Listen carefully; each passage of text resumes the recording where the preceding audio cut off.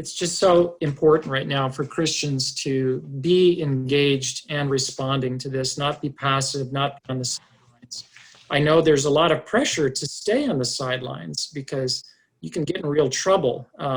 You can lose your job. I mean, there's real consequences to be paid when you start pushing back against this orthodoxy in the culture right now. But it's, if we, out of a love for our nation and love for our neighbors, because we recognize this is such a dangerous and divisive ideology, we really do have a duty, I believe, to do what we can to push back. And I would say that there's many ways we can do that. Number one, I think it's just look at the tactics that I talked about, okay? Number one is words. We have to be really aware of what the biblical definitions of words are, and we have to be aware of how they differ from the way that these words have been redefined in terms of ideological social justice worldview.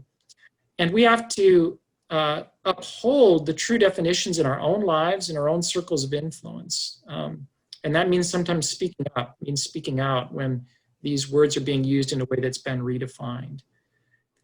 I'm a believer that the world ultimately is divided between light and dark, truth and lies, and there's a battle between those two things. That's what we live in.